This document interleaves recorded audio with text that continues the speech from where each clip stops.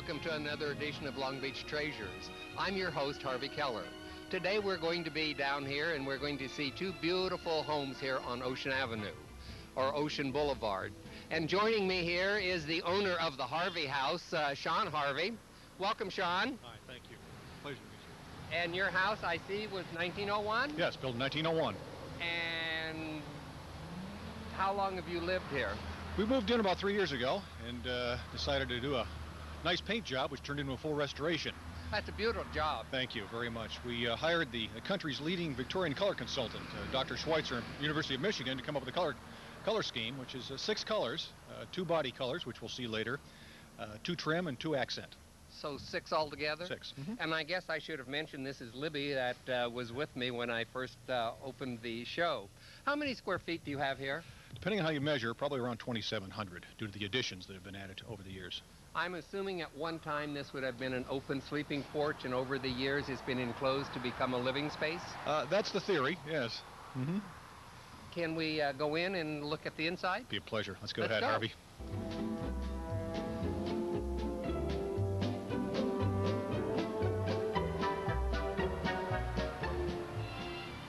Now, have you made many structural changes on the interior, or is this pretty well original? No, this is as it was built, as far as we can tell. It was converted to a duplex somewhere around 50 years ago and was a rental for many decades, and the lady we bought it from converted it back to single family. So as close as we can tell is the original floor plan. And this obviously is the parlor, sitting room, or living room? Depending on what era. It's a large term. room, isn't it? Sure. 9-foot ceilings. They're a coved, plastered over lath, of course, which is typical of the period. Naturally, separate dining and living rooms.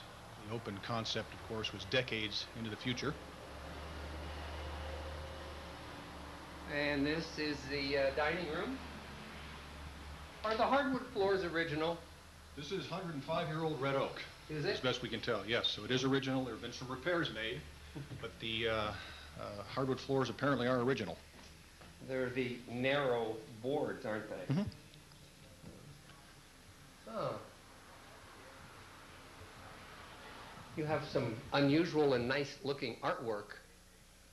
One of our passions, my wife and I do enjoy somewhat abstract work. I like these little doors and cubby holes in all these old homes. It looks like... That's storage underneath the stairs. Very handy. It's otherwise quite a large cubic area that would have been wasted had they not put the door there. And I'm just going to keep circling around, I guess. Oh, nice kitchen. Modern kitchen. One of the things that most wives wouldn't tolerate the lack of, and here it is. That's one of the things I notice most about the historic homes, that the only changes that a lot of people really make are to modernize the kitchen to have more of a modern conveniences. Sure, sure. And that's, again, a must for most people that buy a motor home. The kitchens, I guess, haven't seen one, but they were not in the league that anyone would want to try and cook a big meal in. You did say that this is registered with the city of Long Beach as a historical site, did you not? It is, yeah. It is and has been for around 6 years now. And incidentally, this 1901 structure happens to be the oldest surviving house on Ocean Boulevard. Wow. Only older homes are in neighborhoods that are up away from the coast some. 1901, that's pretty good shape for she is. 1901, isn't it? I agree. Let's go back Remarkable. this way.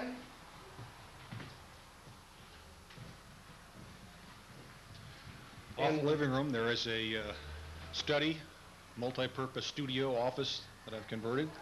We'll get there shortly. Oh, I see the Anna R. Brown residence. Right, here's Is that the original owner? That's the plaque for the historic designation. Anna Brown was the original owner. It was built for her by her husband, who was a jeweler on Pine Avenue in '01. Well, darn. I guess it's been 7 years now. 90 is when the declaration occurred. And this then is your den? Studio, office, as you prefer. Does lots of things. I must assume that you play the guitar? Well, I'm a bass player, yes. Yes. And of course, guitar occasionally and keyboards just to have them to compose and record with. Do you play all of these? Oh, sure. Really? Oh, sure, yes. Wow, you've got quite a collection. It's just about what it needs to be. It couldn't really fit too many more in here comfortably. And this is the office? Mm-hmm. Oh. Can we run upstairs and see the upstairs? Let's go upstairs, see the bedrooms.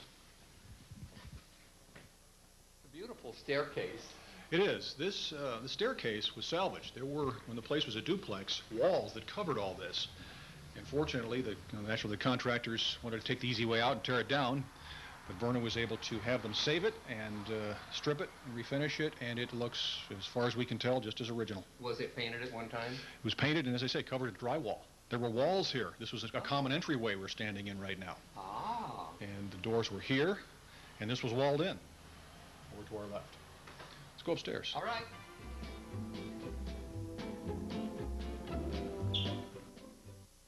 I think this is where I'd spend most of my time out here. This looks like... Yeah, the solarium.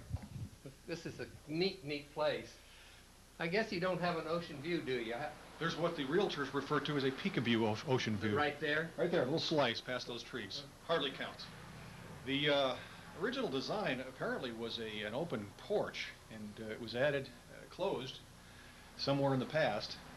During the restoration, we had to replace this entire window system here, the south-facing windows. They simply were too old and dried out to even accept patching and painting. So we bit the bullet and went ahead and replaced them with a design that looks virtually identical to the original, but now the windows work and so forth, and it looks like it's supposed to. And there's always a cool breeze coming in off the ocean from... Yes. Yes, the central air conditioning system is virtually unnecessary. This is a matter of opening these windows, and in 5 minutes it's gorgeous any time of the day, because we do have, as you say, about a 6 or 7 knot breeze always flowing onshore during the day. It's comfortable here right now. It is. Splendid, it really is.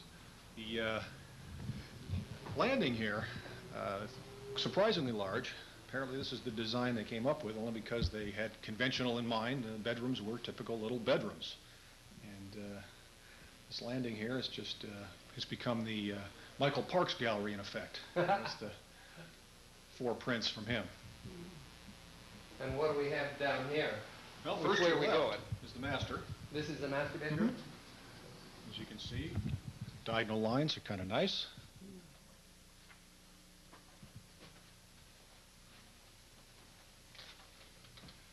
Nice modern bathroom. This was completely replaced. These are not original walls. This is drywall. This is the only room in the house besides the kitchen that have had the original walls taken out. Fireplace, flue is in here, and the pretty much all modern spec. Can lights, which naturally are new. Period style doors, though replaced. Virtually all the other doors in the house are original. These raised panel doors you see. So we're able to match the style of this new door reasonably well to the existing 104-year-old doors. Master bath is rather pretty. You know, what I like about a lot of these old homes like this, the rooms are quite large. Yeah, this is, I guess, what you'd expect on a fairly high-end home of the day. Those across the street were far more grand. They had the ocean view, but the homes here were nothing to sneeze at. Can you imagine what Ocean Boulevard looked like when this was built in 1901? It's hard to imagine. It really is. The amount of change is staggering. My wife has seen a lot of it. She's lived in the area all her life. And the coming to rental properties, of course, has made the landscape change a lot. But yes, the vista during the turn of the century, at the turn of the century, should have been quite a lot different. Let's go check out the rest of the house, because we haven't got a lot of time left. This is presently set up as a guest room. It was our room for a while before we set up the master the way we wanted it. It took a little over a year before we even furnished that room. Got a guest in here, they may not leave. Precisely. That was the idea, wasn't it?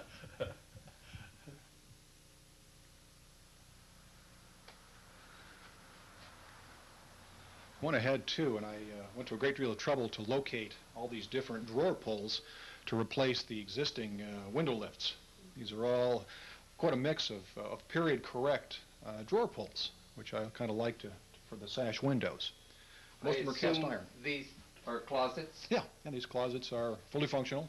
That one's got shelves. This one is hanging closet. All right. How many bedrooms do you have? There are 3 total.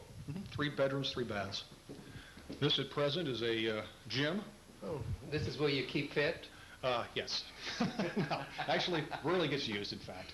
It's simply here because this room hasn't really told us what it wants to have done to it yet.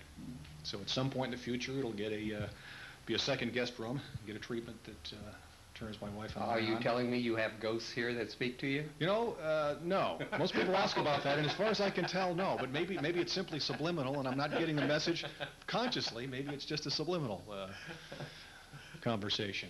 And then you have one more bath up One here? bath. Mm-hmm. The girls' bathroom, as my wife refers to it. And it is, we guessing 40s vintage tile, I think, wouldn't you say, looking at it? Maybe Yes. 30s? Yes. But it is the original tile work. And got some years on it, got some age on it, but it still is serviceable. And kind of like it. Retains a little bit of flavor. Not too long after she was built. Once again, the bathroom's quite large, too. They did put a great deal of space in the By bathroom. modern standards, Mhm, and mhm. a lot of the smaller ones. True.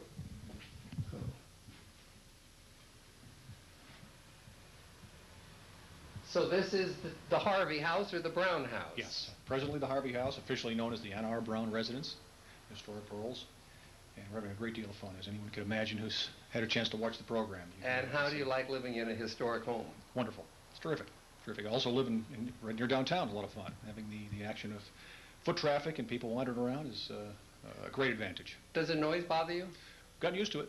Have Gotten you? used to it, although our trip to Alaska a couple of weeks ago, we got used to silence, and it took a couple of days or nights to get used to having the road noise again. But yes, you acclimate, for sure. Hasn't been a problem. Okay, let's go on back down. Thank you. Go ahead, Marvy. Attic? Attic access.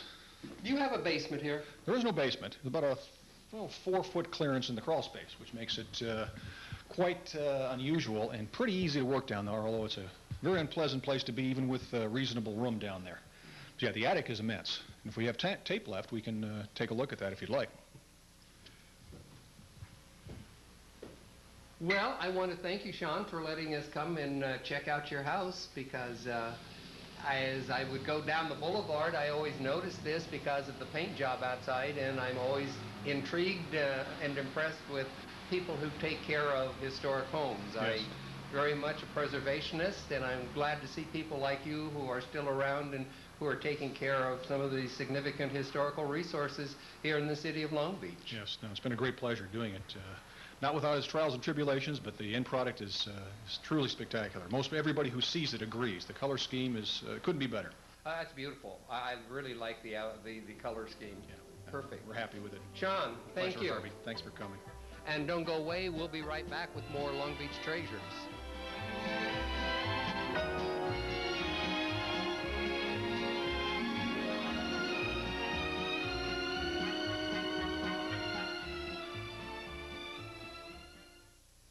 Smooth Sports Grill. Wherever you're sitting inside, you can see at least 5 screens. So whatever your interest is, wherever you're sitting, you're going to be seeing what you want. Like the TV monitors, the food is great. I like the menu. It is the place on Pine Avenue. It is, in fact, it is my home away from home. You got everything from surfing to, baseball and even, international soccer. Upscale. Very, very nice. Very sexy. It's really nice to be here. Yeah, baby.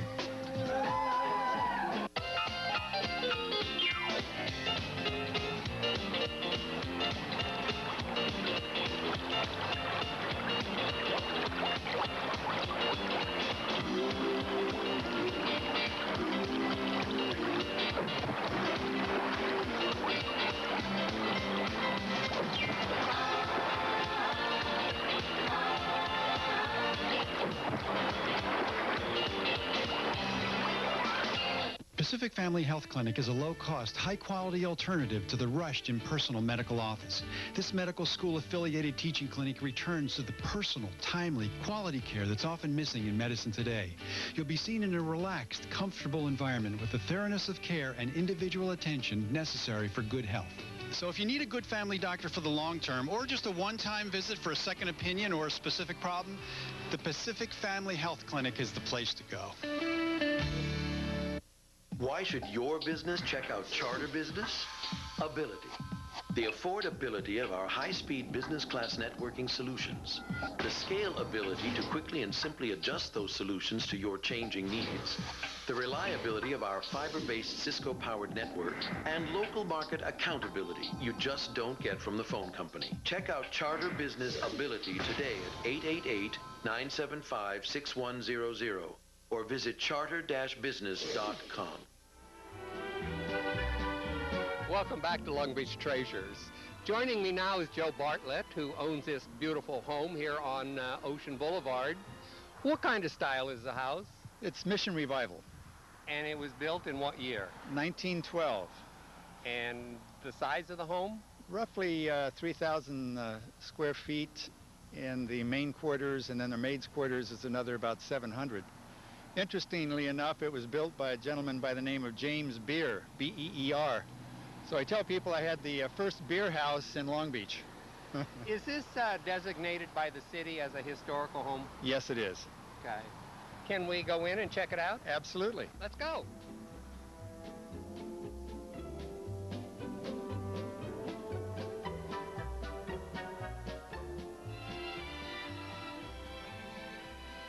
Oh, wow, I like the coffered ceiling. Yes, they don't make homes with these kind of ceilings anymore. And you have pocket doors? Yes. Actually, there's beautiful wood flooring, but we had carpeting, and the next year we're going to take the carpeting up and see if we can attack the wood floors and restore them. Now, is the fireplace original? We assume so. We have some pictures of the house when it was a postcard in the 1920s, and it's right over behind us here. The city found this postcard, and you notice everything's original, the doors, the windows, everything, just like it is then, except maybe a few extra flowers at that point in time. And it was actually designated on this little postcard that we have here. It says a pretty residence in Long Beach. And we assume, based on cars and the way it was pre-colored, that it was about in the 1920s when it was made.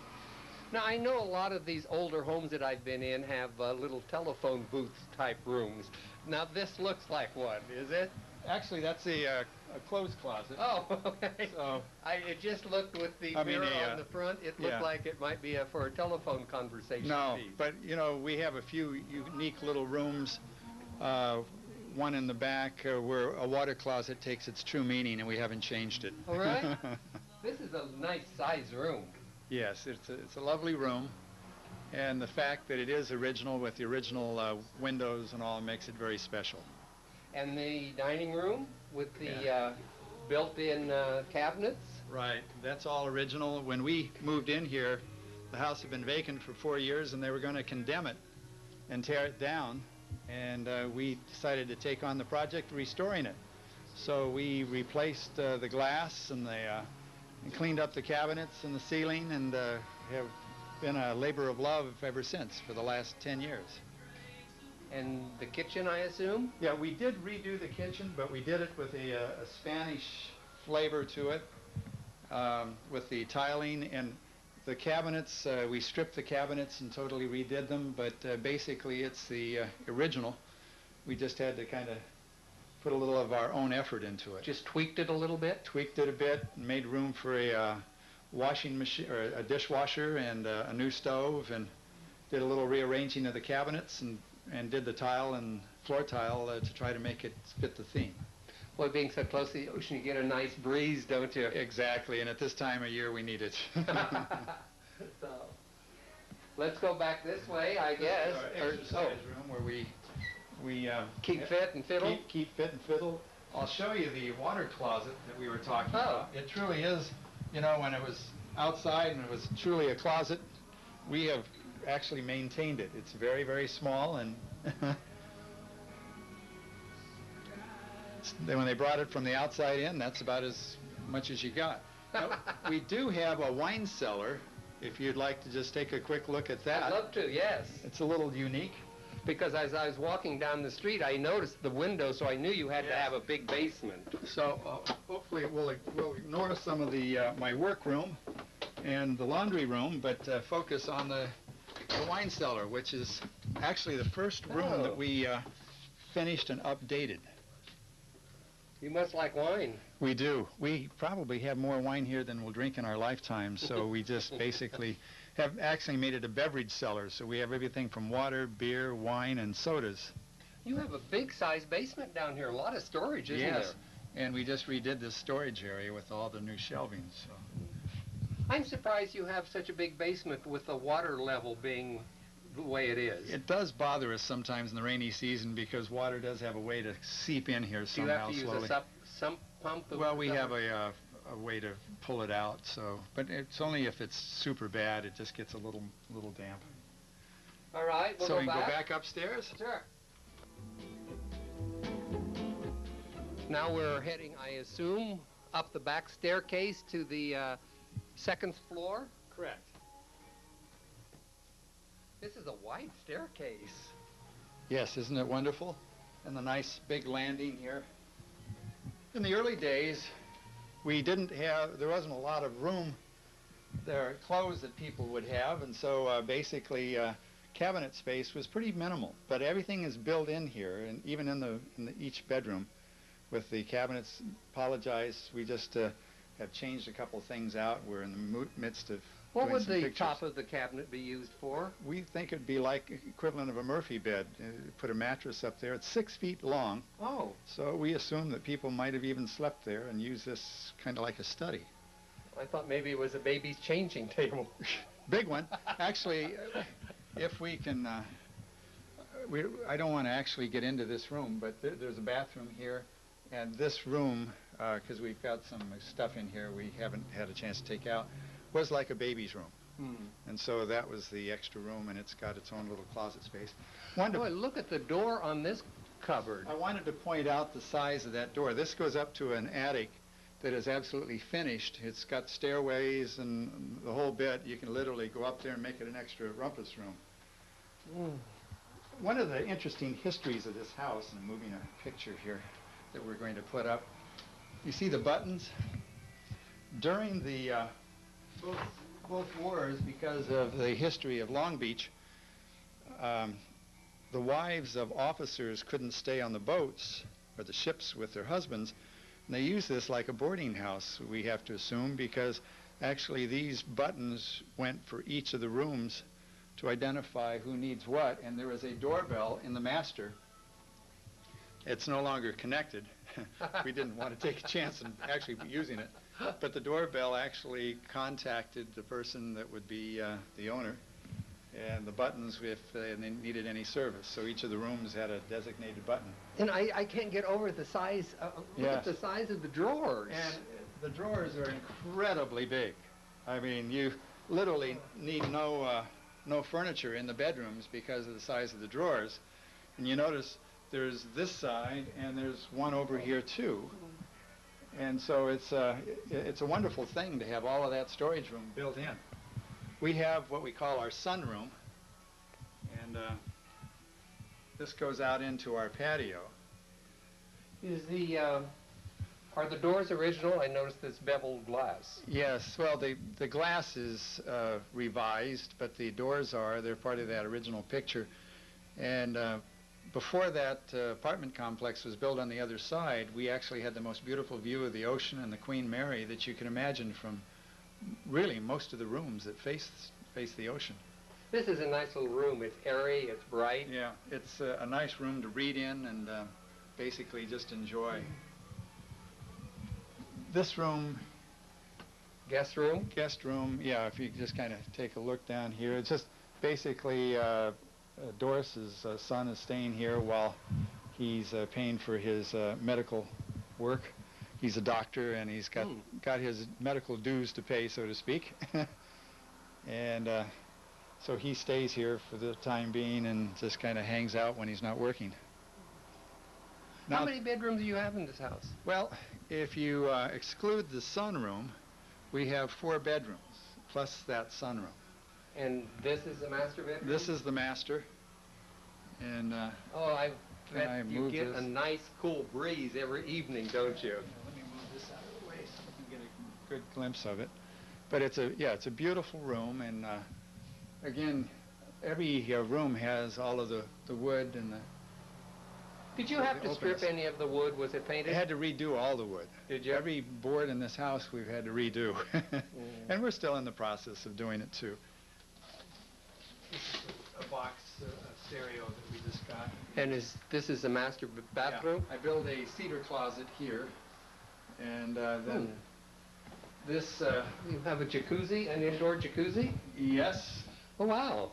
And so it basically gives us a chance to appreciate the finer things when we don't, when we have a minute. And then the shower is kind of a nice big oh, yeah. walk-in shower.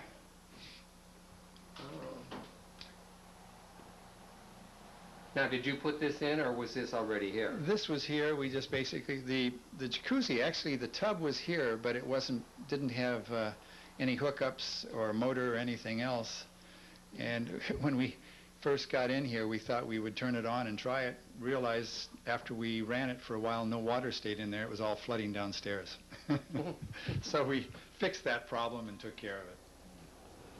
Well, this is really nice in here. Yeah, we love this bathroom because of its size and its roominess and the comfort offered the master. The lights or the windows give you a lot of privacy, Yes, too. I did those. There was something there, but I had to redo them and make them private windows and bring in light and privacy. Does the noise from the streets bother you? No, not really. We've been here for almost 10 years, and it's been kind of a thing where we've gotten used to it. Had a little bit of noise, but we closed the windows and the doors, and you basically don't hear very much. Now, is there anything else we need to see before we run out of time? I don't think so. It's basically pretty much see what you have. That's beautiful wood. Yeah, that's all original wood. And you have the picture rails going around there? Right. Yeah, even these huge base railings are all original. Do you have any idea who the architect was for the house? Yeah, it was actually the person that was the first owner, James C. Beer. Oh. He not only was the architect, he lived in the house. And this must have been quite a nice home along the avenue here when he first built it. Right, exactly. And I think that's why they used the postcard to kind of show what the beautiful homes were on the boulevard once upon a time. But it went into hard times, and unfortunately, like I say, we were almost ready to lose it, and we got it at an auction and been restoring it ever since for the last 10 years. You know, when it was vacant, I had my eye on it because I thought, what a neat house that would be. Just got to tell you one quick thing. When we moved into it, the plumbing didn't work, the electrical didn't work. We couldn't even use the toilets. We used to go down to the beach to do that and borrow water from friends, and we had buckets all over catching the rain until we started the restoration project. So it was like camping out on Ocean Boulevard. So it was an extensive renovation that you did to the house over the years. So it's truly been a labor of love.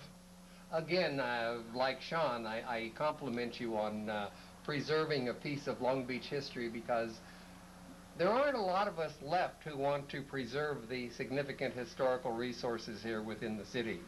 It was a fight to do it, but thanks to Ruth Ann Lear, who was a real assistance, both in Sean's home and this one, we were able to get some help, at least some support to do it. Joe, thanks for letting me see your home. I appreciate it. It is a pleasure, believe me. Thank you. And that's our show for this time. So join us again next time as we take another walk through history and uncover more Long Beach treasures.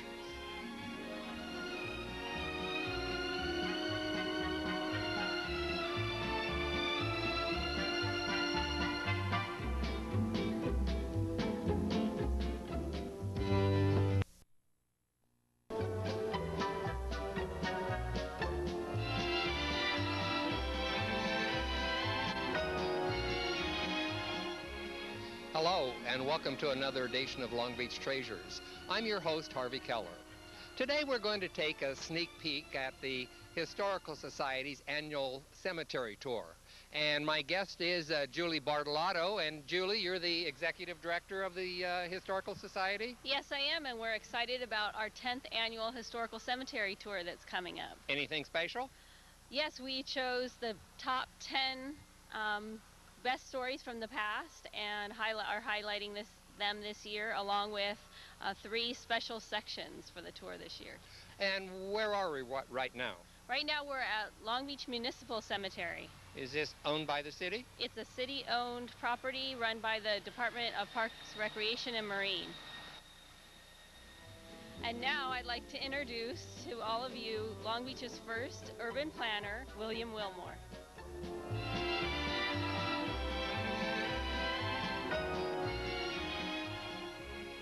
Well, howdy, folks. Nice to see ya. Some of you may not recognize me, but I'm William Irwin Wilmore. Now, some people around these parts used to call me the George Washington of Long Beach. For you see, I was the founder of what was to become the city of Long Beach. I was born in London in 1844. Me mums died when I was just a wee tot, and Pops and I came to America when I was 11. Years after his death, I became a wandering school teacher. Some people said I should have kept right on wandering, but by 1870 I ended up in San Pedro, you know, right across the bay here. And one day as I was walking down Anaheim Road on my way to Anaheim Colony, why, I stopped to rest at what is now Long Beach Boulevard. And as I sat there and I looked out over the valley, my dream of a city took shape. And although I traveled through Oregon and Washington for the next few years, I never lost sight of my dream. And in 1876, when I was 33 years old, I came back to Southern California, and I went to work for the California Immigrants Union. Now, let me digress here, folks, just for a minute here. In 1869, an event occurred that was to forever change the course of history in the West. The first transcontinental railroad, the Southern Pacific, was completed. Well, now, large landowners like Jotham Bixby, who owned Rancho Los Cerritos, they were quick to see the opportunity for land development, and they formed the California Immigrant Union. It was to encourage settlers to move and come to Southern California and buy their land. Well, sir, I became the general manager of the union. And by 1881, I had saved a few dollars, and I had a little land experience in land management. And I approached Jotham Bixby about subdividing some of his Rancho Los Cerritos property. Well, after a lot of thought and careful consideration, why, he finally agreed.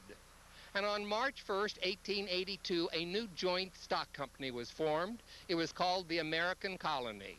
It was formed to purchase 4,000 acres of Rancho Los Cerritos land. It provided rich, fertile farmland, gently rolling down to the ocean, an abundance of artesian water, and it also had a $25,000 note at 6% interest, which was due in December. So I had to get busy and start selling some land. Well, you know, every colony needed a town site where people could shop and socialize, and I set aside 350 acres for my town site. Today, you would recognize those boundaries as being from the Long Beach Freeway to Alamedas, from Ocean to 10th Street. Everything north of 10th Street would have been farmlands. And I also set aside some land there at the corner of what is Ocean and Pacific for a park for many, many years. You would have called it Lincoln Park. And to no one's surprise, I named my town site Wilmore City. Well, sir, I started selling plots of land from 10 to 40 acres at anywhere from $50 to $100 an acre. I also sold town lots in Wilmore City fronting on San Pedro Bay, ranging from $50 to $100 for each lot. The land didn't move as fast as I had hoped, and so I decided to have an auction. It was set for October 31st. Halloween, don't you know? Well, you know, there was so much interest in my American colony, and maybe it was because the train ride and the lunch were free, why we had to add extra cars to the get out and push railroad to accommodate all the people who wanted to make that 20-mile, 30-minute trip to Wilmore Station in Wilmington. Well, after the folks enjoyed a free lunch, why, many of them decided they were just going to have a day at the beach. Well, I started my auction anyhow, promptly at 1 o'clock. 35 pieces of land ranging from $25 to $105 were sold before I stopped the auction. Again, I was disappointed in the amount the land was bringing in. And I knew soon as the promised water was added and other amenities, why, the land would be much more valuable. Well, needless to say, I missed my December 1882 payment, and I also missed my June 1883 payment, and by June 1884, I knew I was not going to be able to repay my debt to Mr. Bixby, so I sold my interest in the property for $1 to a Los Angeles real estate firm by the name of Pomeroy and Mills. Well, wouldn't you know, the first thing they did was to drop the name Wilmore City. Oh, they had a lot of suggestions for some other names: Crescent City, Cerritos Beach, Long Beach. Well, they couldn't decide on a name, so they put all the suggestions in a hat, and when they drew out the winner, well, it was Long Beach. Dejected and a broken man, I traveled to Arizona. And while I was there, I suffered a severe heat stroke, which was to affect my health for the rest of my life. And when I came back to California, I was declared a pauper, and I became an inmate at the Los Angeles County Poor Farm. By 1899, I knew my health was in serious shape, and all I could think about was going back to the city that I so dearly loved, because that's where I wanted to die. I walked out of the Poor Farm, which was located over here near Downey, and I made my way back to Long Beach. When I got there, I slipped into the back of the First Methodist Church, just to get warm. I had been living in a tent, and all I had were the clothes on my back and 5 cents in my pocket. This is where I met Ida Crow. God bless that woman. She offered to take care of me and give me a place to stay. I started to weep when I found out she already had 7 children to care for. I told her if I would have known that, I would have never added to her burdens. But they took me in and they cared for me. Why, they even set up a fruit stand on Pine Avenue with friends of mine donating the fruit for me to sell. But my health was so bad that even that venture failed. Ida and her family daily turned back the attendants who came by ambulance from the Poor Farm to take me back. Ida said she promised that I could die in Long Beach and she wasn't going to go back on her promise. She didn't. My end came January 16th, 1901, at the age of 57, here in the city I so dearly loved. Mine was a poor man's grave, not even a marker to mark the site. It wasn't until 1913 that the Signal Hill Civic League purchased the marble slab identifying my gravesite. Except for a condominium and a neighborhood association, you'll not find my name on any public building, park, playground, school, or even a street sign. This is my only monument, dedicated to me not by the citizens of Long Beach, but by the citizens of Signal Hill, the farmers of my American colony. Oh, I do wish I could have lasted 2 years longer or started 2 years later, because I would have been a successful person. You see, in 1885, the Second Continental Railroad was completed, the Santa Fe. And in 1886, competition between the Southern Pacific and the Santa Fe reduced train fares from $52.50 down to $4. The land rush to California was on. Oh, well, if wishes were horses, beggars would ride. Well, folks, I'm sorry my story didn't have a happier ending, but it was nice to see ya. I guess, you know, after all, dreams still do come true, because I can still look down over the hill and I can see that city down there that I founded, oh, those many years ago. You don't call it Wilmore City anymore. Today it's called Long Beach. Well, folks, thanks for stopping by. Nice to see ya.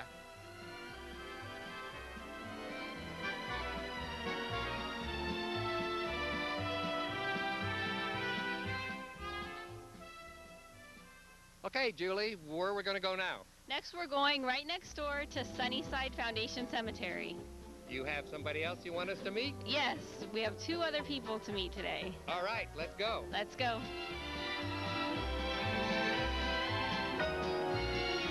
Okay, now, Julie, where are we? We're at Sunnyside Foundation Cemetery, right next door to the old municipal cemetery. Is this owned by the city? No, it's not. It's a private foundation cemetery.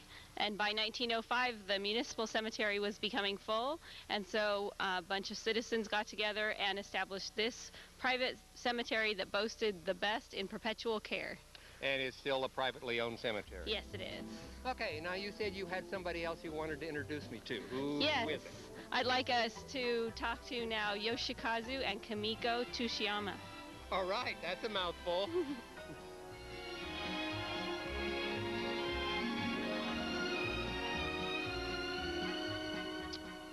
Ohio gozaimasu. Hello. We call ourselves The Terminal Islanders because we spent the best part of our lives on Terminal Island. Then, in December 7th, 1941, everything started falling apart. My name is Yoshikazu Tuchiyama, and I was born in 1899 in Wakayama, Japan. As a teenager, I followed my brother to California and went to work at a boarding house in downtown LA for single Japanese men. I didn't want to live that life of a single Japanese man, so after a few years, I sent for a wife. My name is Kimiko Uyeki, and I was born in 1900, Hiroshima, Japan. My family were farmers, and we farmed rice fields. And because my father was a gambler, we were in financial difficulties. So my parents hired a baishakunin, a go-between, to find a husband for me in America. At the age of 18, I came to America as a picture bride. Now I want to tell you, Kimiko was lucky. Many of those picture brides got married to old geezers. I was her agent. Handsome. Handsome.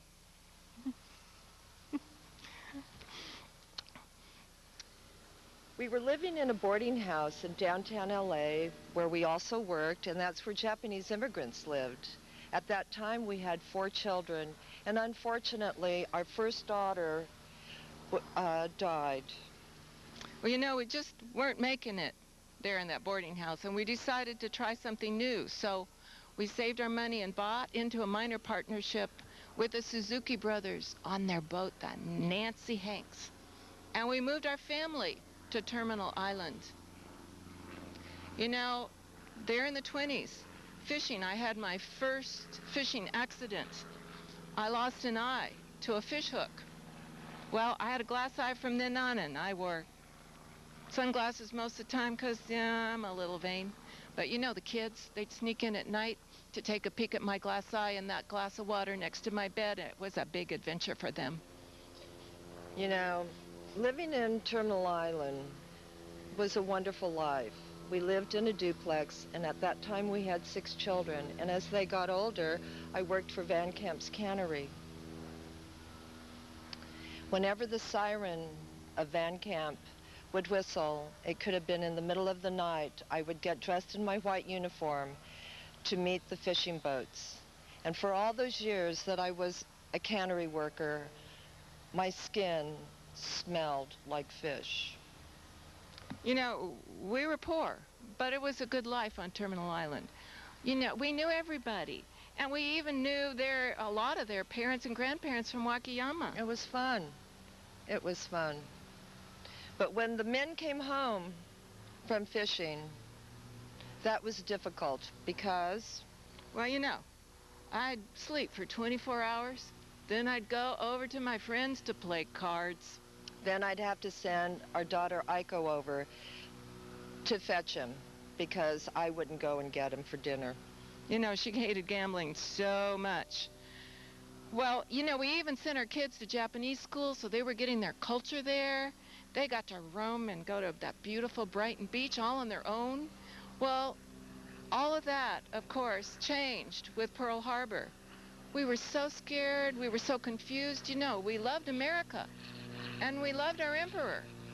Then, on February 4th, at 4 a.m., those FBI that came in their trench coats, they burst into my house. They dragged me away. They took me to Terminal Island. Then they sent me to Lordsburg and to Bismarck, North Dakota, treated me like a spy. You know, I didn't get to say goodbye to my family, and I didn't get back to them until 1944 in the internment camp. And in the meantime, Kimiko, she had to cope without me. Executive Order 906X, May of 1942, changed our lives. We Japanese Americans had to be interned during the war. And we were ordered that we were only allowed to take one suitcase per person. So I took my special kimonos, and my children took their clothing. First we went to the processing center at the Santa Anita racetracks, where we stayed for 3 months. Then we went on to Poston, Arizona, till the war was over. Now, okay, they let us out of prison.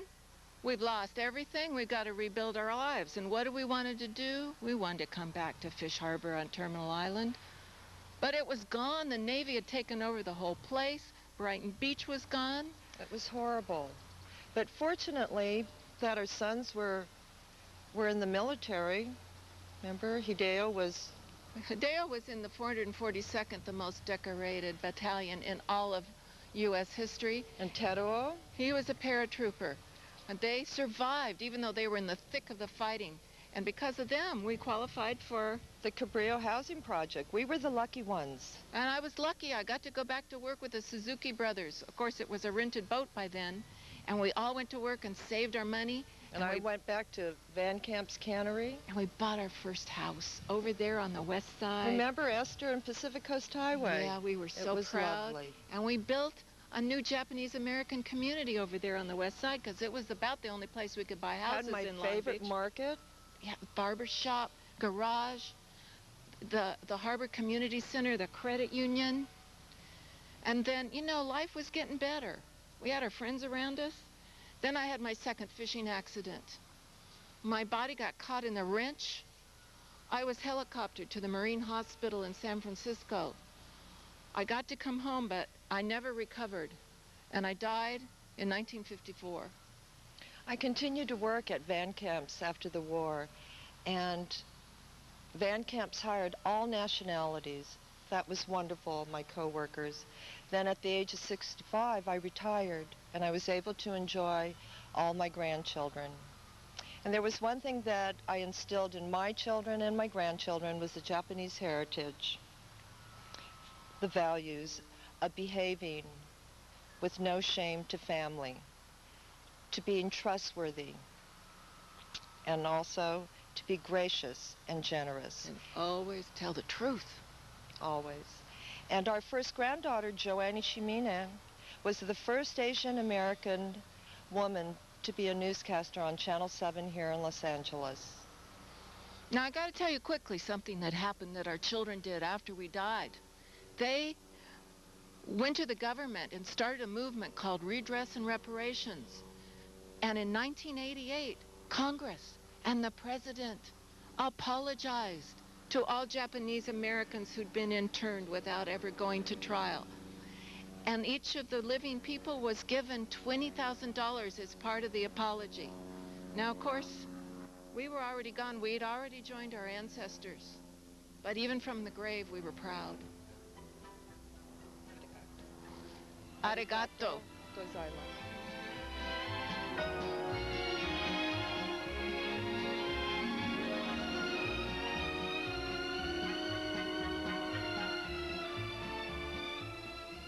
Well, Julie, that ought to give our viewers a good sample of what to expect on the cemetery tour. So tell them everything they need to know. Everything you need to know to come on the Historical Society Cemetery Tour. The tour day is Saturday, October 29th.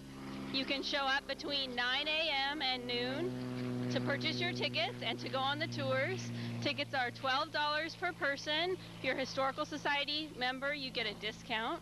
And for children 5 to 12, the tickets are $5. children under 5 are free.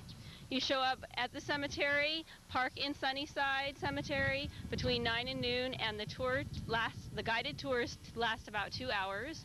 This year we're starting something new, that all the tours are guided.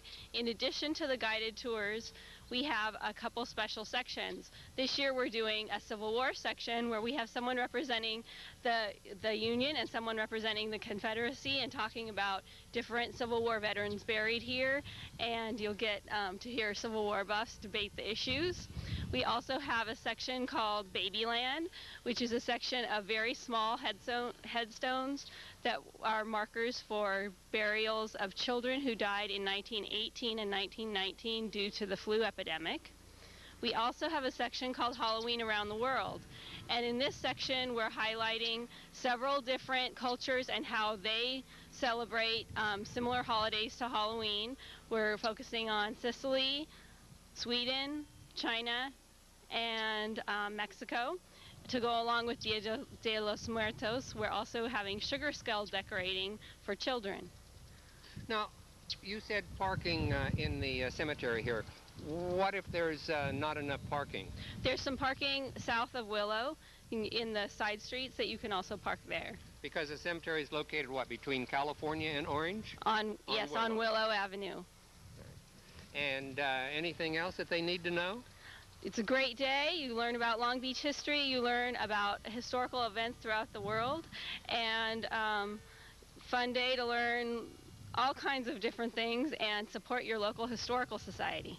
Which indeed we need the support of everybody because as many people might know, we recently moved, and moving is expensive, and so come out and join us and support the Historical Society, and let's go back and say hello to our other two guests so that everybody can recognize them. I think they're probably ready for their close-up now.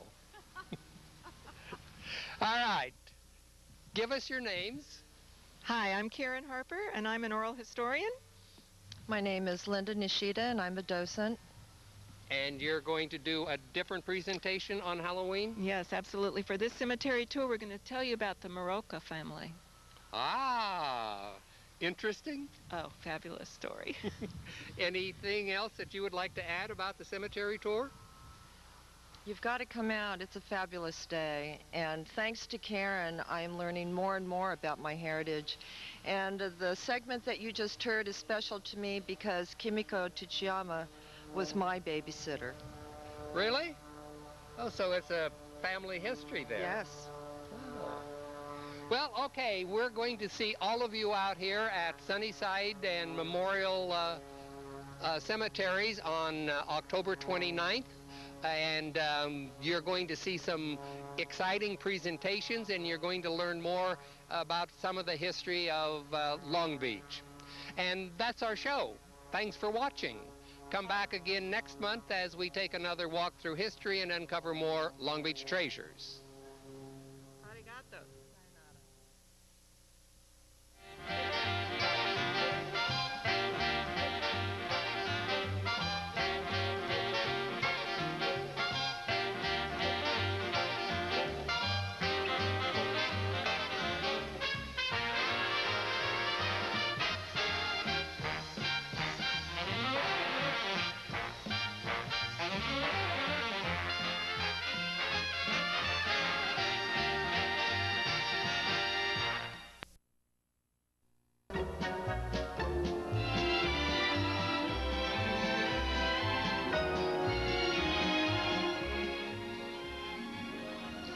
Hello and welcome to another edition of Long Beach Treasures. I'm your host, Harvey Keller. Joining me today is Brian, who is one of the co-owners here at the beautiful Turret House, one of the premier bread and breakfasts here in Long Beach.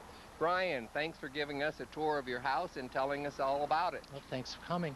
And it was built in? 1906. And this, of course, is Victorian. Did you do a lot of renovation to it when you purchased it? We did quite a bit. There was a lot of inappropriate gingerbread on the house that we removed, and it was painted in a style that wasn't really conducive to the era, so we had it repainted. We did a lot of landscaping. Was it a bed and breakfast when you bought it, or was it a private home? It was a little bit of both. It was a bed and breakfast that really wasn't run as such. And do you know who the original owners of the house was? The original owners were the Dominy family. It was a Kansas carpenter that built the home for his child bride, Calumet. Ah. Well, can we go in and check it out? Absolutely. All right.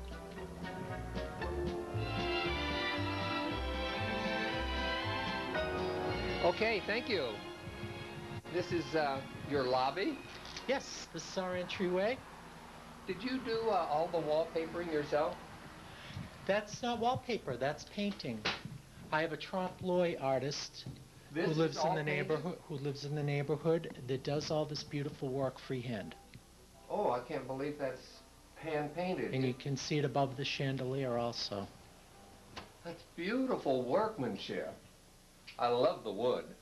Thank you. The wood was in this condition when we bought the house, so we were very lucky. Thank God nobody painted it white. Thank God. Let's go on in this way. Oh, I see you provide your guests with licorice. Absolutely. A little candy, some chocolate, some snacks. Ah, this is a sitting room? This is a sitting room / game room / study. We have books, we have games for our guests, we have a piano. Quite a few of our guests are musicians, so they entertain us. It's also a player piano. What is the advantage of a bread and breakfast over a hotel? I would assume that maybe you wanted more of a homey atmosphere while you're away from home, and also it would be much more comfortable in a sterile hotel room. Well, you're right in that aspect. For us, our customers treat us as we were a hotel, more of an upscale hotel, because they can come in, they can relax in the sitting room, they can relax in the living room, they can do laundry for free in our kitchen, they can cook if they want to cook. We have wine and cheese. Everything's complimentary: beer, wine, soft drinks, snacks. Then when they go up to their room, it's very upscale. We have imported linens. We have upgraded mattresses. All the rooms are air conditioned.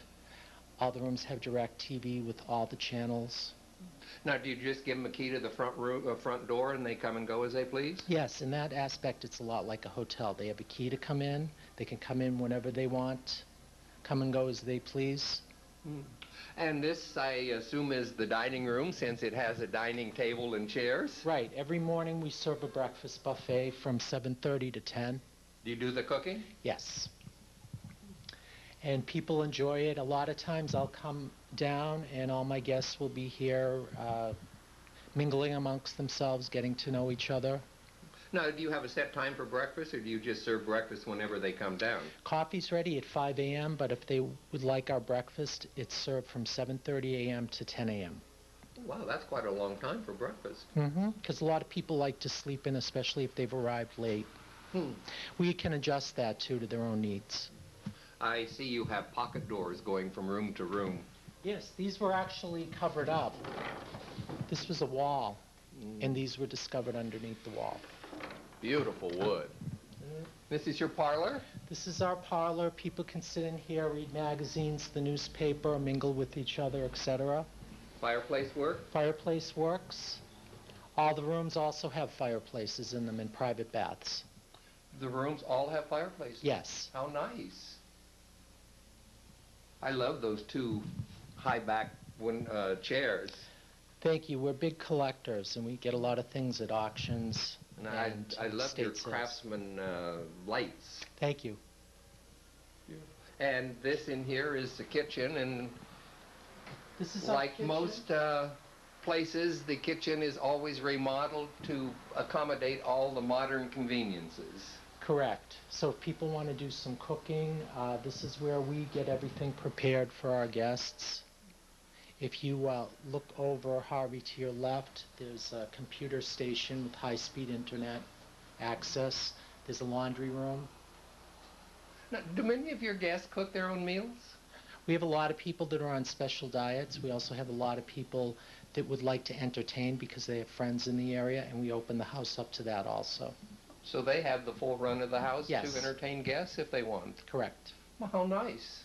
That certainly would be an advantage over a hotel. Yes, and I live in the house next door, so they can really feel like this is their own house. Could we maybe check out a couple of the rooms? Sure. Let's go. Follow me. Okay, I notice a lot of pictures here on the walls.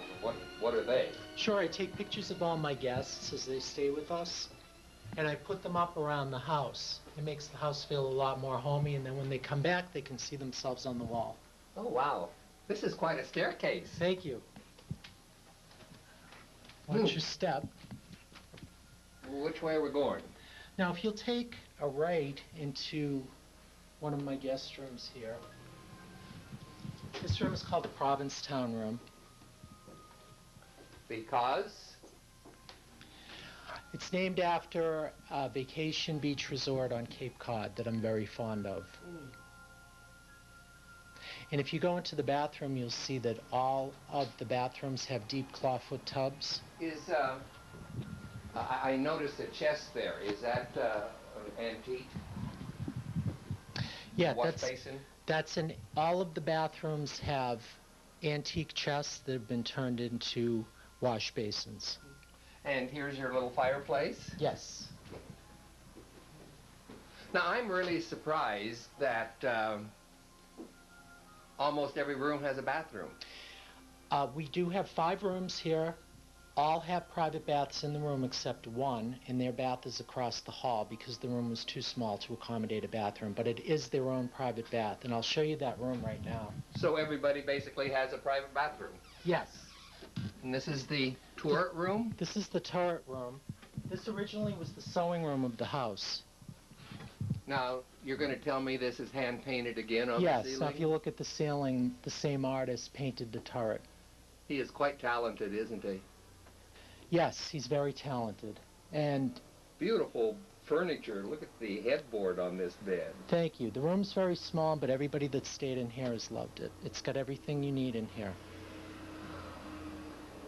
Huh. Very cozy. Yes. I'm trying to look for the fireplace. Oh, there it is. Room for a fireplace. We've managed to find a spot for everything. I can show you another room if you'd like. All right, love it.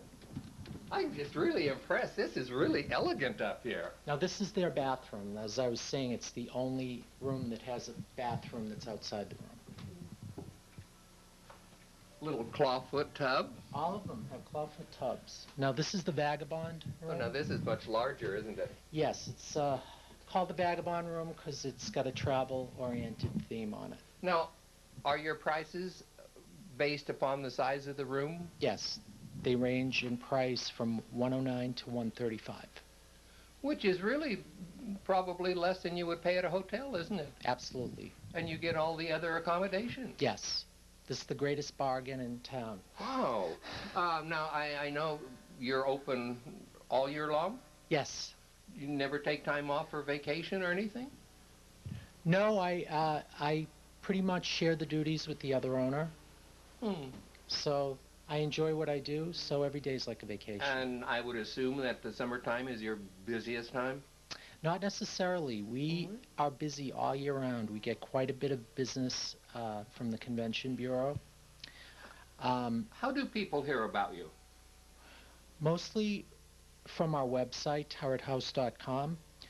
And also we're linked to quite a few other websites, such as bedandbreakfast.com, hotels.com, travelocity.com. Are you the only B&B here in Long Beach?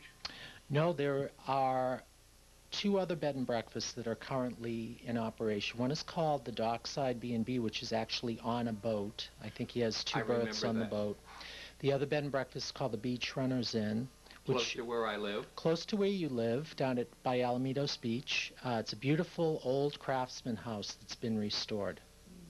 So this end of town you have my Victorian, that end of town you have the Craftsman, and we give each other business when one of us is full. And you know, it's really appropriate because you being in Wilmore City, which was the original part of Long Beach, with the Craftsman being down towards Bluff Park, which is mostly Craftsman, it just sort of fits in and blends in. Right. This looks like a large bathroom in here. Thank you, and it's got a separate water closet. Or toilet area, as we like to say. Now, did you have to redo all the rooms when you took over? We did all the cosmetic redoing by changing the wallpapers, changing the furniture, changing the linens. We pretty much stripped it down to the bare bones and started over. I noticed the colors are sort of dark, a lot of red tones. The reason?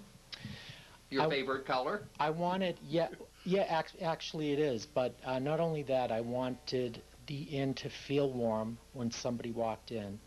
I want people to walk in and feel at ease immediately. And kind of just make it their own little getaway. Well, they're all the rooms are well appointed. Thank you. They all have, as I said, air conditioning, television. We have sound machines in each room if somebody's trying to get to sleep and can't get to sleep. We offer amenities such as eye shades and earplugs. Now, don't tell me you're going to bring them up and give them a glass of warm milk. If they want one. And I'm looking at the floors here. They must be the original floors to the house. They are the original floors, and look like they're in great shape. They're in great shape. They're beautiful, dark wood, and there's nothing like walking on them and feeling the creak sound underneath your feet. No, when you took over this as a B&B, did you replace all the furniture, or did it come with the furniture? When we took over, the house was completely furnished, and because we knew we were going to change the style, what we did was put up a big estate sale sign and sold just about everything in the house. So then you refurnished and rebought and put it as it is now? Yes, it took about 6 months to do that, and as with everything, it's still a work in progress. I'm just really amazed. I think this would be a great place to get away, just to feel different. Yeah, we have a lot of local people from right here in the neighborhood that just want to get away, and they'll come here for the weekend just to be pampered. Do you want to give your address just in case, and a phone number? Sure, it's 556 Chestnut Avenue, right here on the corner of Chestnut and 6th. And your phone number?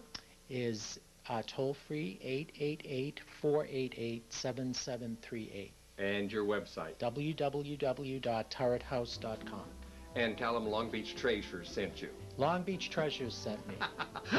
Brian, thank you. I enjoyed it. Harvey. Your house is beautiful. Come by any time. I would love to come and spend a night here because you're not haunted, are you? We'll save that for another show. Oh, okay. Okay. Thanks, Brian. Okay, bye-bye. Don't go away. We'll be right back with more Long Beach Treasures. Local origination is an extremely valuable product, and it allows us to do a broad spectrum of programming. I tell my team that I want you to do programming about this community, but if NBC has done it or will do it, don't do it. But they're not going to do the local, game of the week. But I guarantee you that mother or father that sees their child on television is a great fan of this company. Smooth Sports Grill.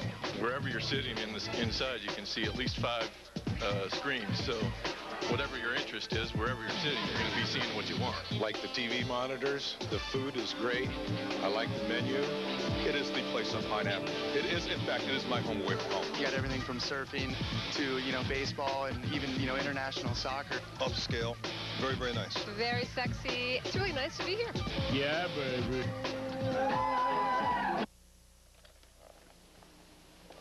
Hi there. Just to let you know that Dr. Jack's House Call is now on Charter Cable Channel 3 every Tuesday, Thursday, and Sunday evening at 7:30 p.m. with live call-in the first Thursday of the month.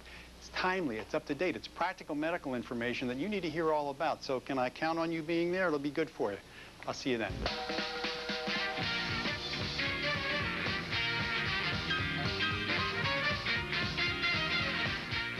Why should your business check out Charter Business?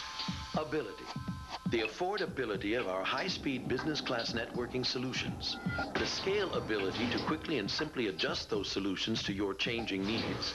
The reliability of our fiber-based Cisco-powered network.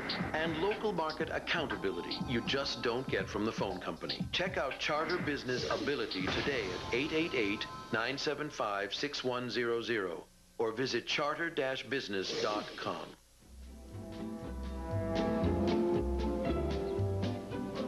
Hey, welcome back to Long Beach Treasures. We're at the courtside courtyard lofts, which is an example of adaptive reuse here in Long Beach. And one of the architects was Gary Lamb from Interstices. And Gary, this is an unusual building. Tell me about it. Well, it's an old, part of an old complex. The building that's to the south was the old Furrier building, probably dating back from the 30s. And then there was a parking lot in the middle. And the building behind us was an old bowstring truss building dating probably from the same time, the 30s. And this project's interesting in the fact that we took both of the existing buildings and the vacant parking lot and added 3 units, and now it's converted to 16 lofts. So it's really an interesting use of, you know, some old buildings that probably would have been torn down for some new projects. What's the largest size of a loft? I think the largest one in the complex is about, I think around 1,750 square feet, and the smallest is around 800 square feet. And what made you do the conversion into lofts here? Well, it's just the building is surrounded by residential, and you know the progress from residential is moving more up Pine Avenue, and this project is just, like I said, just interesting in that a lot of the units are unique here. And some just very interesting spaces, and it's nice to be in this neighborhood. It's a very, very quiet neighborhood at night. In fact, I live in the neighborhood, so in the Gary, as a partner in Interstices, I know you were involved in the Crest building, the Walker building, the Insurance Exchange building, this building, right. And all of them are being turned into lofts. Right. And we've got other developments here in Long Beach that's also being converted into lofts. Right. What's the big attraction for lofts? I mean, to me, I think the big attraction is it's not your standard 2-bedroom, 2-bath apartment or condo. It's much more flexible space and creative space. I think just the impression that one gets with a loft is that the space is, it's kind of up to your making. You can sleep over here, you can sleep over there. Some of the ones in this particular project are a little more oriented towards this is the sleeping area, but they're still open spaces. And many of them look more industrial. Right. You'll find in this project that these have all wood ceilings and some hardwood floors. So this is a lot warmer project than, say, the Walker building. But it's really just trying to get back to some basics of, you know, some minimal finishes, some basic things to make them affordable for people to buy as well. So you just took 2 existing buildings, right, built around the parking lot, right, and converted this into the lofts. Right. And now the parking lot is a beautiful little courtyard, and that all the units inside share. Can we absolutely check it out? Let's go. Let's go. Okay, Gary. This is nice. See? I told you this used to be a parking lot. So the building on the right side, which is the kind of reddish building, all these balconies were added. So each unit has a private patio downstairs and a balcony upstairs for their sleeping areas. One unit is 2 floors? Right. We took an existing bowstring truss building, which was rather large inside, probably 24-foot ceilings, and divided them into units. I think this particular building has, 6 units down here, and they're all approximately 15 to 18 feet wide. So let's walk on back. Let's walk on through. Boy, you'd never know that this was a parking lot and an old building. Right. Own little spot here. Yes. This is one of the units. We can go in here. We'll go in and meet the owner, Mark Porter, and this will be very interesting to see what the old bowstring truss ceilings were like. Let's go check it out. All right. Okay, Gary, this is one of the units? Yes, one of the ones in the bowstring truss building. This is Mark Porter, the owner of the unit here. Mark, morning. Thank you for letting us come in and check out your loft here. Oh, the pleasure's mine. Welcome. Oh, this is nice.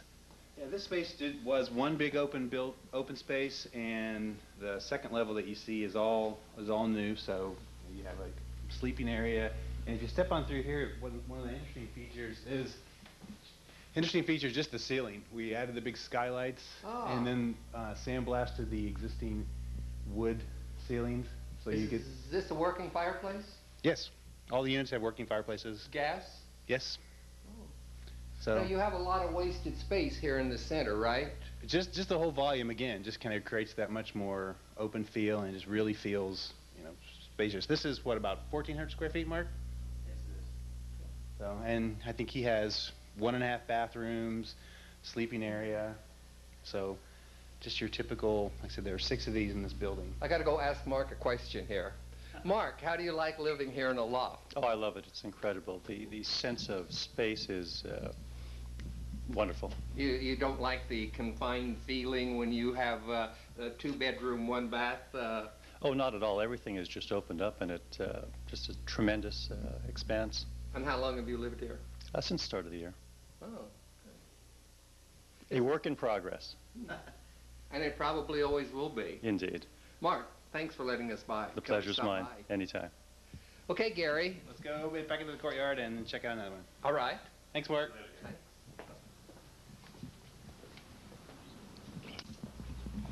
Gary, do you have parking here? Yes, all the units were required by the city to have parking, so the larger units and the new units were required to have 2 spaces, and then each unit has 1 space. The garages, which they all enter off the alley. And if the buildings that you see toward the west, the blue and the white, that is a new structure with all parking beneath that.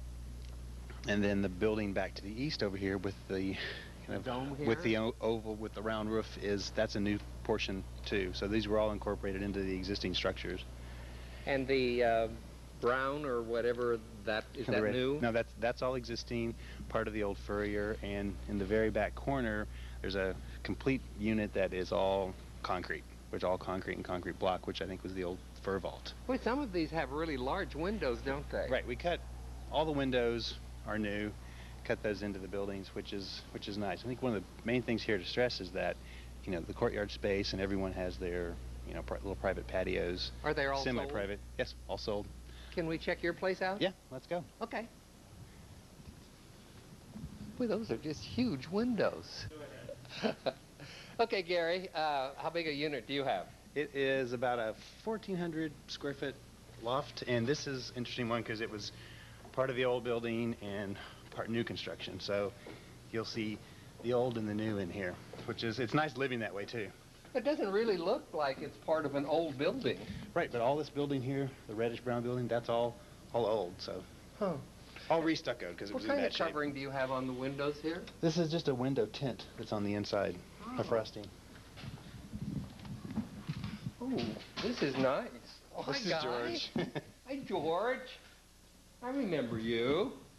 Oh, this is really quite nice, isn't it? Right. Now, this is just the living space, which is in the new portion over the garages, and you can see all, you know, drywall finishes. And with this, we have our own private patio out the back here. Now, you don't have any wasted space in here, actually, do you? It's all usable. Right, pretty much. Oh, hi, buddy. Let's walk on up to the kitchen area in what was the old portion of the loft. This part was actually an apartment at the back of the old store. So this floor was already here. We did new wood floors over the existing structure, but... Unusual chandelier, what is it? It's a light that actually comes in a kit and you put together. It's from Denmark. It's about 120 pieces. It took about 3 days to put together. Wow. So, don't ask me how to take it apart to get a light in, but you know, it's nice. So then again, this is, if you look at the ceilings, these are the old ceilings, existing. We added some skylights. Oh, I was going to say, the window must be awful clean. I thought it was open space up there. You know, added some skylights, tucked the kitchen away up here. This, I was going to say you didn't have much cabinet, but I guess you do on this side, don't you? This loft is interesting in the fact that it's much more like a real regular 1-bedroom. The sleeping area is back in the back and just down the hallway, so it's not a huge open space. But it's just an interesting spot to live in. It's very quiet here in this neighborhood at night. Tucked away. Yeah, come on through. First room on the left is the bathroom. Interesting. Oh, this is an interesting bathroom. It's a guy's bathroom, you know? It's like, just really utilitarian again. With, I think the main thing for lofts is that's just a hospital track, the curtain up there. So it's real, just a big walk-in shower. Wow. Again, just pretty utilitarian with the stainless steel. It's pretty much hard to destroy. Wow, I like this. I'm not much into lofts, but I must admit I do like this. This one's different in the sense that the wood ceilings, the wood floors, and the separate spaces I think really help a lot as well. And it's quite spacious, actually. It is, it really is. So again, the sleeping area back here, which, like I said, if you wanted to put a door, it's a bit more what most people would consider a typical living arrangement. Now, tell me, did you put these chandeliers together too? Absolutely. From Denmark also? Right. This place is nice in that you get really lots of nice light. And no matter what time of day. Lots of windows. You don't feel like you're... You have complete privacy here too, don't you? Yes. Because nobody's going to see in there, and nobody's going to over there can see in. Right. The interesting thing about all these lofts, something you just were in Mark's, it's very, when he's upstairs in his little sleeping area, very private. And these are all quite different. I think I said there's 6 in Mark's building or 5 in there that are the same. But as far as the others, they're all very unique. Now, how did you select this site? We were speaking with another developer in town, and it just ended up that he was doing this project, and we kind of fell into the project, our company, and it was really a lot of fun because it was much more done on a really tight budget. Now, you're finishing up the insurance exchange building? I think all the units in there are sold but one already, yeah. That one should be ready for occupancy pretty soon. Any other projects in line that you can talk about? Yeah, well, you and I have met on Ocean Center quite a few years back, and that's one that's considering renovation to either residential, whether it's lofts or more standard condos. So I would think that would be a hard building to convert because the rooms are really small. It's a very, very strange building, but beautiful. I mean, the views from everywhere. So, this is loft living. This is it. So this is much more interesting. You think you could live in a space like this? This one I could, yes, very easily. Right. I probably would be in the bathroom most of the time. Oh. And I really think that's a neat bathroom. Cool. I'm glad you like it. You don't even have to have a glass enclosure for the shower, and no wiping down the shower, no, all those things that you hate to do. One of the few units, few homes I've ever been in that has a urinal. Right. Auto flush. So watch how close you stand to it. Oh. Gary, thanks. Thanks, Harvey. It's always a pleasure to go through your projects because they're always unique, they're always different, and I always enjoy myself. Very good to see you again. Thanks. Thanks. And that's our show. Be sure and join us again next month as we uncover more Long Beach treasures.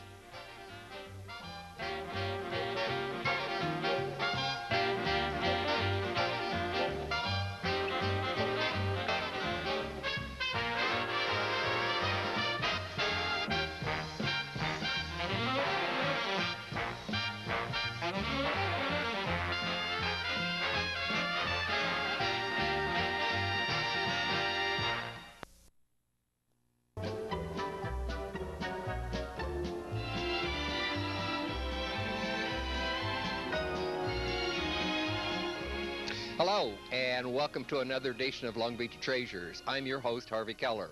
Today we're going to be going through a beautiful craftsman home here in Alamitos Beach, and later we're going to go down and check out the Barcelona.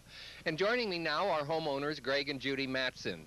Thanks, guys, for letting us stop by and see your home. It's our pleasure here. You're Harvey. welcome.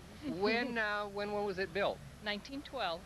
And Greg, you're the president of Alamitos Beach Neighborhood Association. Yes, I am this year. Oh, good. Just like you used to be. All right. Can we go in and check your house out? Absolutely. Love to see it. All right, let's go. Okay, now, how many square feet in the house?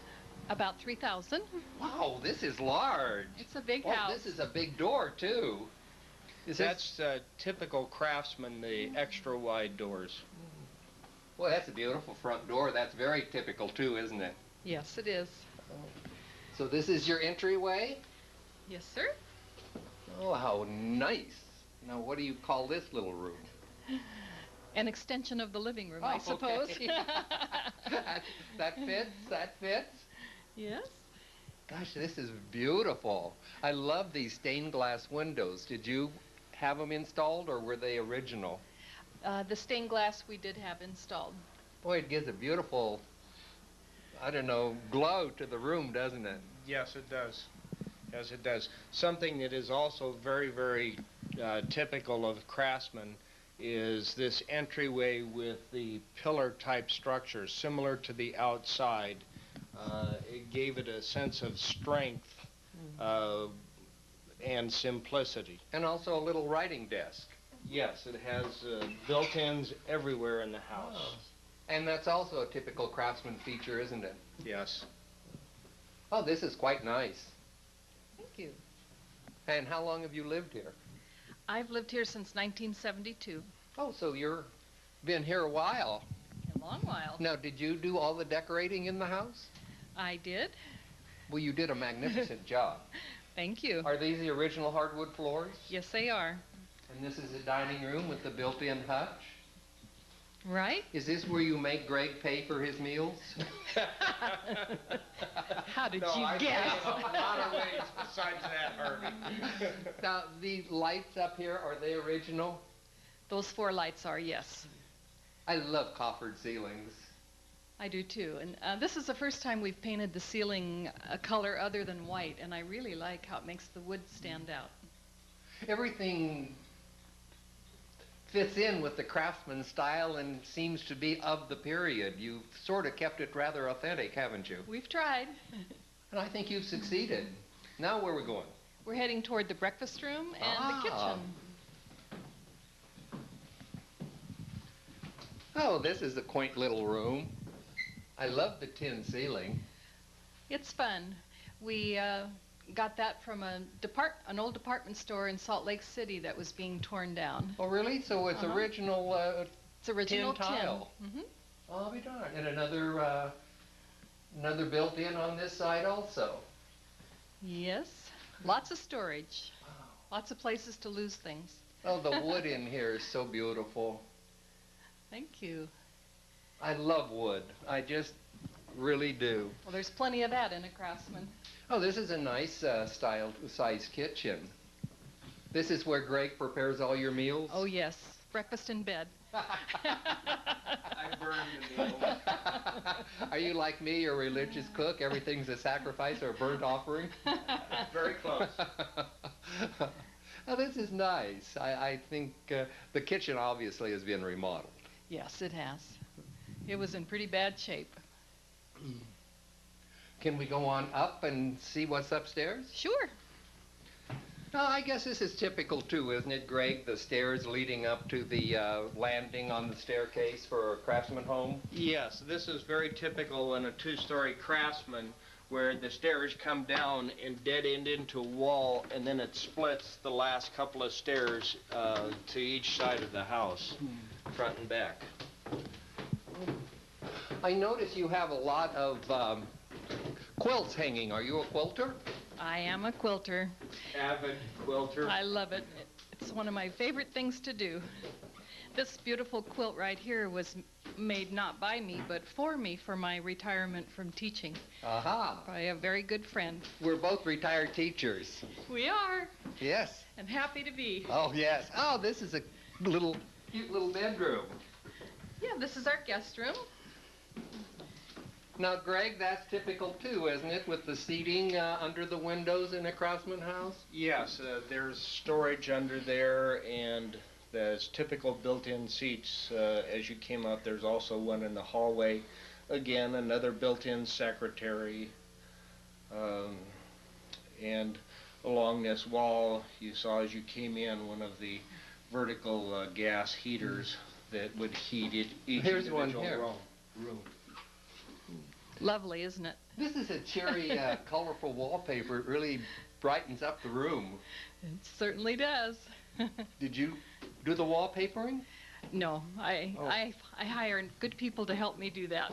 Because it's really done well. Thank you. Just like I don't cook, Harvey, I don't wallpaper either. Oh, this is a beautiful bathroom in here.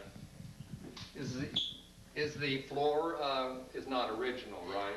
No, but it's the type of tile that they Right. used back in those days. The floor kind of had a hill in the middle, so we had to have it straightened out and retiled. But the sink and the tub are original.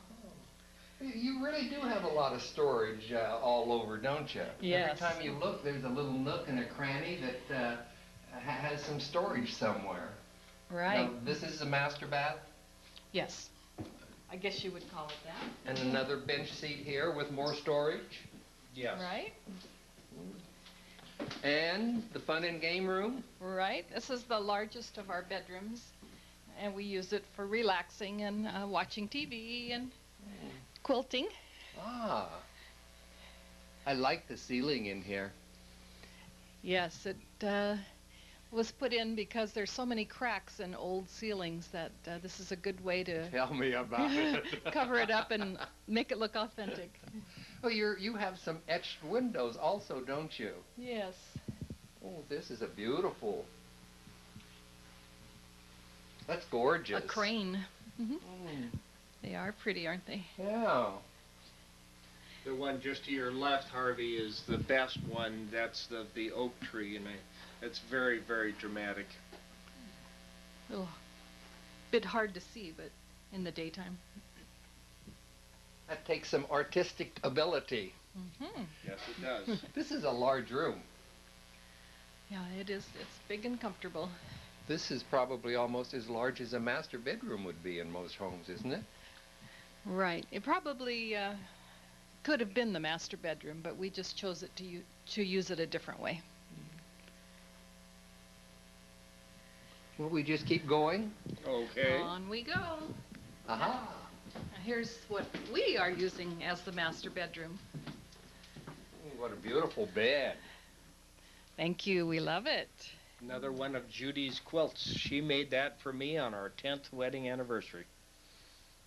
And I'm very, very proud of that and my wife. And I happen to know that you made this for her on your 10th anniversary. Yes, I did. Not very artistic, but it shows my love and affection for her that I'd do something like that. Pretty amazing. It turned out well. Well, thank you. So, this is really a beautiful, beautiful home. It's very comfortable, isn't it? It is a comfortable home. I just love being here and raising my son here, and it's just all his friends used to come, and now family fills it all the time. So it's a great, comfortable house to live in and to entertain in. And this is quite typical of homes here in Alamitos Beach, the craftsman style, isn't it? Yes, unfortunately, Alamitos Beach got hit by modern development about 30 or 40 years ago, and a lot of apartment buildings got to take the place of the older homes that were similar to this in the neighborhood. The Cracker Box era. Yes. Right. But there are still quite a few houses like this in Alamitos Beach. They're just hidden back in the trees. By the way, I meant to ask you earlier, do you have a basement here too? Yes, we do. We have about a 3/4 basement. It's not a full basement in the sense that it's got drywall on it and all of that, but it's very large for space.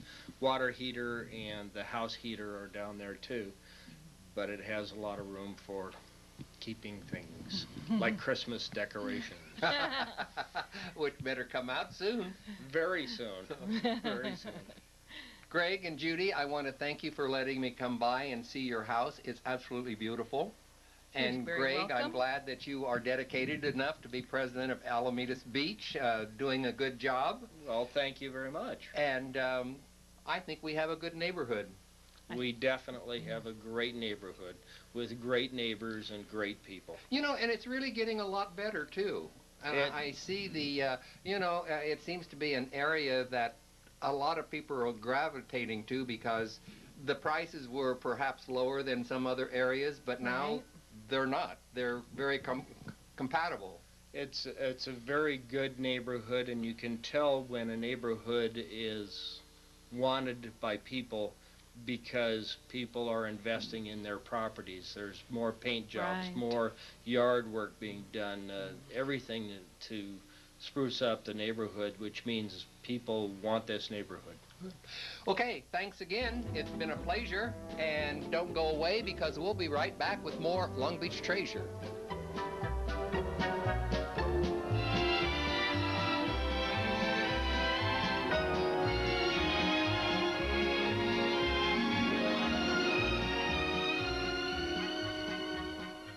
Charter Communications proudly congratulates the Long Beach Area Convention and Visitors Bureau for its stellar achievement for winning Meeting News Magazine's highest accolade, the 2005 Planner's Choice Award for the 3rd straight year. Established to honor excellence in meeting and service facilities, the award is determined by more than 50,000 professional planners who read meeting news. Congratulations, LBACV, for a job well done. Most people like a good cup of coffee Christmas morning or Christmas Eve when friends come over. This year we're going to have a hot eggnog, and we're working on a hot spice cider formula.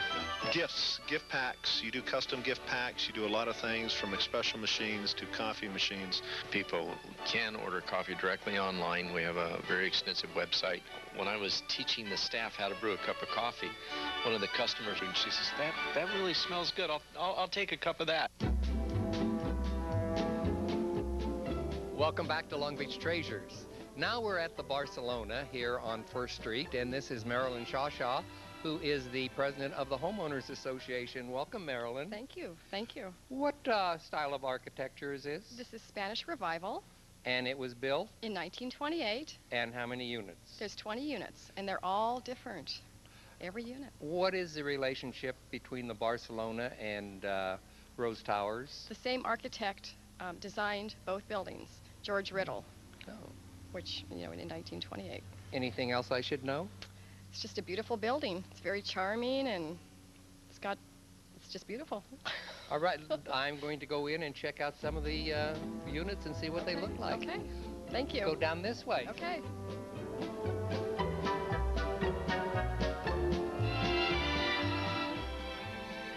All right, let me introduce you now to Sam. Sam is one of the owners here at the Barcelona, and would you let us see what your place looks like? Absolutely. Please come in. Let's Welcome. go. Okay. Now, how many square feet do you have here? It's about 1,300 square feet. Oh, wow. Oh, this is nice. Is the stained glass window original? Yes. It's special, huh? Colorful and, yes, it's original. Oh, and the hardwood floors are original? Yes, very. And who did the decorating? Well, I suppose I did. Well, you did all that. did a great, great job. Well, thank you. I Can appreciate we just that. wander on through? Of course. Please. Just help yourself. Where do you travel a lot? You have a lot of artifacts that you collect? Well, just things that catch my eye or interest, things that perhaps we could use. And, yes, different places on travels and things. In the dining room? Yes, it's not quite finished. Everything's a work in progress, for sure. Well, it always is in an older building anyhow. Absolutely. Oh. And the kitchen, I assume, is right around here? Yes. Let's I'll go this way. check it out. All right. Again, it's definitely a work in progress. It's a nice little breakfast nook. Do you use it a lot? Absolutely. Certainly every morning, and some dinners, I suppose, we have there, and just filled with a collection of religious art, I suppose. This has a feeling of Spanish, doesn't it? Yeah, very Barcelona, eh? Yeah, it's quite nice. I like it. Thank you. Thank you. Thank you, Sam, for letting me come in and see it. Absolutely, anytime. All right. Hello, Dennis. Good morning. Welcome. Thank you. And this is your abode? Yes, it is. And how many square feet do you have? This is about 970 square feet. Wow. This is really colorful, isn't it? We like color. I guess so. Wow, this is really, really nice. I love the ceiling. Yeah, we're told that the ceiling is original back to when the Barcelona was built. The stenciling, yeah, and the wood cross beams. Now, did you do the decoration in here? We did the painting techniques ourselves, yes. Wow.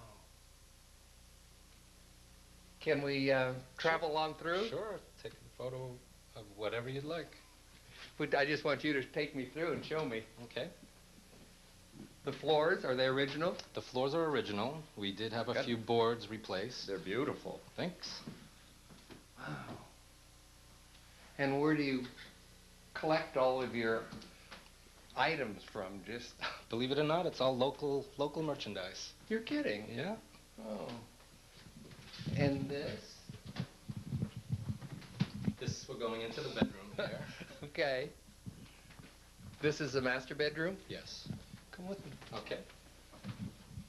Oh, wow. When You do use color, don't you? We do. That's neat. What's Well, when I was scraping the walls here, we discovered these stencilings or impressions, whatever you call them, and we found out that that was original also to the building, so we saved one wall. Oh. Well, these are nice-sized rooms, aren't they?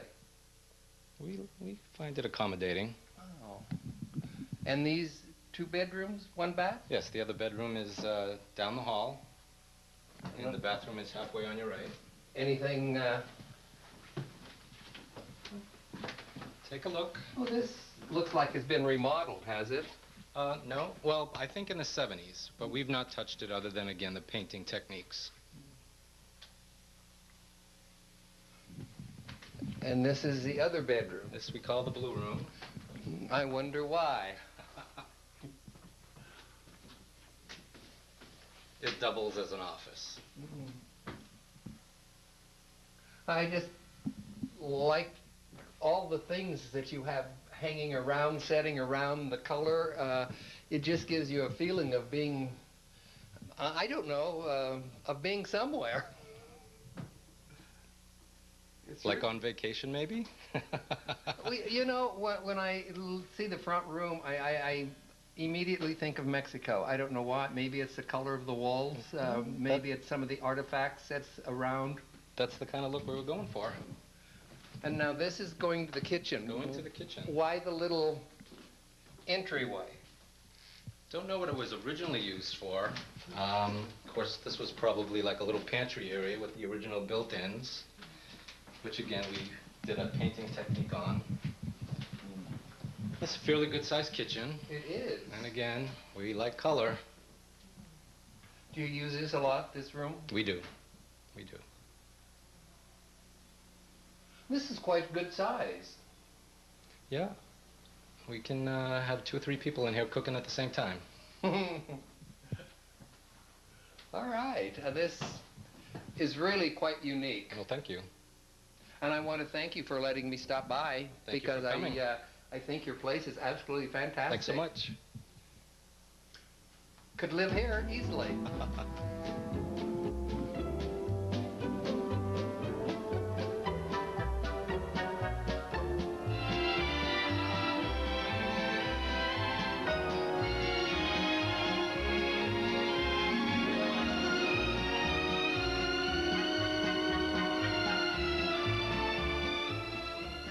All right, now we're going to check out another unit here at the Barcelona, and this is one of the owners, Danny.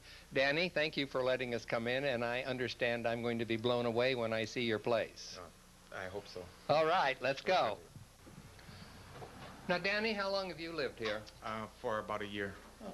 And the size of this? Approximately 1,288. Oh. How close is Oh, wow, this is beautiful. Thank you. And I see we have someone else here. This must be Caesar. This is Caesar. And this is? Chivi. Oh. Now, who's the artist? I'm the artist. Oh. Yeah. This is from the Sistine Chapel by Michelangelo. I love the moldings around the top of the ceiling. Yeah, this is usually in the revival style of this type. Now, did you do the decorating? Yes, me and Caesar. Ah, quite talented, both of you. Oh, thank you. Let's go on in and check out the dining room. Looks like it's quite substantial. Wow. Yeah, I incorporated Italian, French, and Moroccan style because the building itself has all those elements. I like the painting Persian. you did over the doorways to give it added dimension. Yeah, that was something I incorporated with the design. These are really nice colors in here. Yeah, it's the period style, and in those early 20s, late 20s, they used these colors to paint the interior of the homes. Now, did you redecorate the whole place since you've lived here? Yes, I did. Wow. They're completely white walls, and I painted full finished. And I assume this is the kitchen over here? That is the kitchen. Let's go check it out.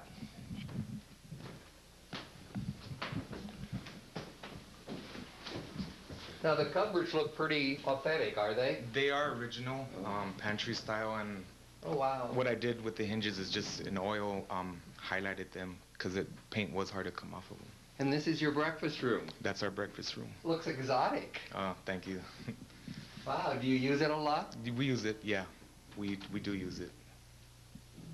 Now, do you collect antiques? I do. Some are from family, and the rest I collect at various antique stores or wherever I could find unusual antiques. I pretty much have my eye out for them.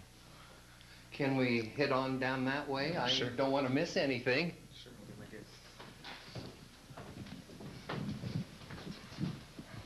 Oh, a little niche. A little niche with the Virgin in there.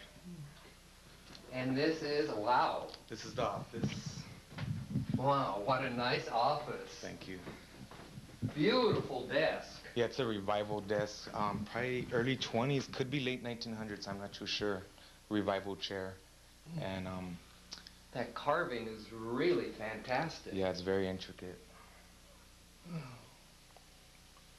Every place you look, there's something neat. That's what's great about the Spanish buildings. They have a lot of niches and little spaces, nooks and crannies. It just keeps getting better and better as we go.